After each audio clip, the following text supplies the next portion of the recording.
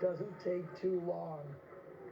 Palace of Auburn Hills is officially done. And it didn't take too long, did it? They said they were going to do it at 8 o'clock. It is 8 o'clock on the dot. 22 columns pretty much remained, that is, holding up the roof of the Palace of Auburn Hills. Now it is just dust, and a cloud of dust is now spreading around Auburn Hills, the palace, an end of an era.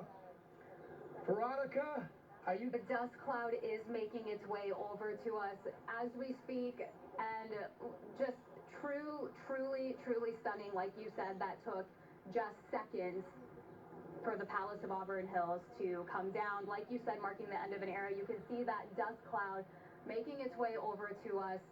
Definitely a scene out here that takes your breath away. We're going back to a live look from our chopper right now, showing you just how quickly the Palace of Auburn Hills came down and what's left of it.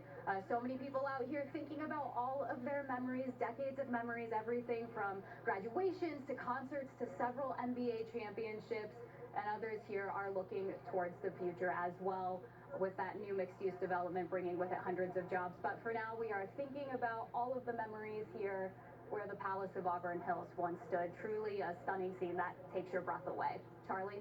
Well, the Pistons, when they moved out back in 2017, that was pretty much the end of the Palace. They moved, of course, downtown, and that was the biggest tenant in the Palace of Auburn Hills. They won 3 championships, and it was actually renamed 6 Championship Drive.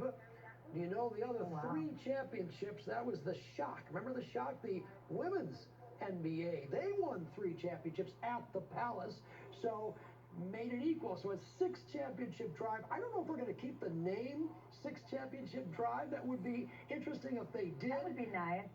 The Shostak brothers, they bought this area. They bought the land. Now they're going to redevelop it. We're looking forward to the new era of Auburn Hills, Lapeer Road off I-75. But realistically, though, so many memories are going through my mind. And we ran a clip earlier about some of the Pistons memories. But there's so many concerts, though. Bob Seger played there many times. Errol Smith played many times. Just a great memories. Now it's kind of, it's gone.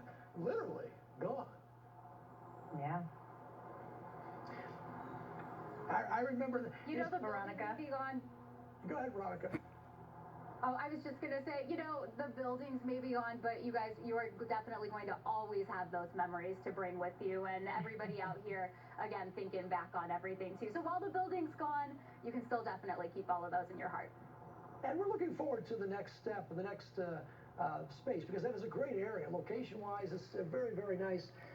Now, even though it only took about 4 or 5 seconds to demolish, there were 22 columns around the palace, concrete columns.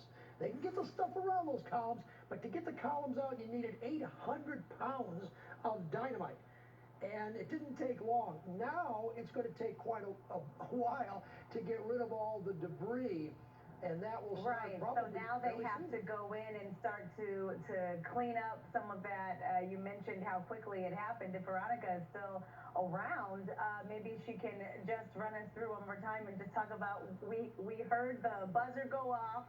They told you what, that was going to be the 2-minute warning, but it seemed like pretty quickly after that, everything came tumbling down.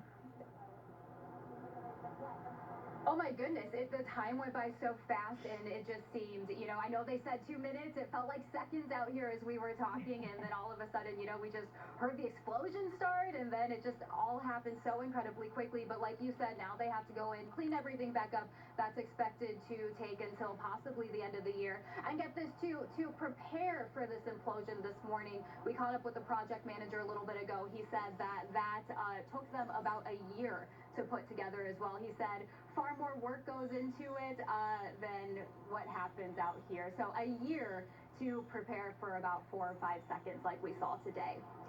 But those 4 or 5 seconds, they were great. It's really great watching. I mean, I remember when the Silverdome finally came down, it took 2 times to get that one right for whatever reason. And weather is a factor as well, so there's a lot of factors that go into it. Kind of like the Detroit, the fireworks downtown. I mean, the fireworks is, you know, a little less than a half-hour show, give or take. And yeah, it takes a long time to prepare for that. But this one went off without a hitch at all. It was actually very quickly. It was great the way they did it, safe as well, and it's gone. Palace of Auburn Hills, done.